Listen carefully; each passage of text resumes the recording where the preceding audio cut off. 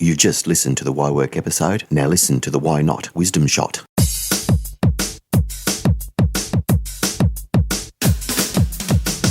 So, Alan, what's happening? So we're talking a lot about psychological first aid or mental health first aid. Why? Understandably, people are concerned about the mental health of the workforce and how they can best help them.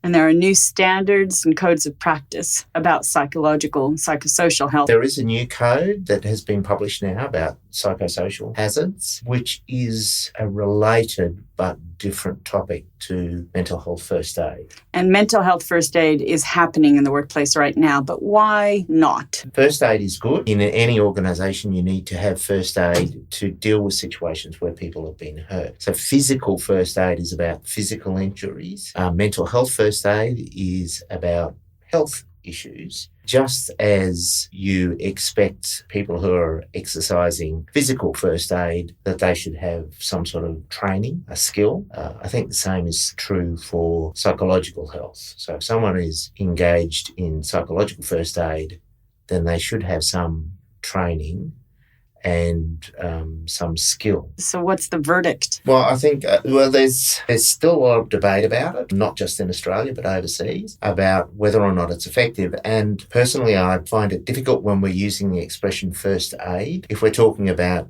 mental health first aid, I'd like to see the conversation go the same way, where you're just stabilising the person's condition until they can get more professional help. And we know that trained psychiatrists and psychologists can achieve excellent outcomes in the area of psychological health. I'd prefer us pushing us to those qualified professionals. So what we're seem to be finding is that there's general awareness, but not a necessarily change in the risk landscape, if only relying on first aid. I think there's enormous desire to be helpful, and sometimes we can overstep what we can do, and we try to do things that we really should be allowing people with a greater degree of training to do.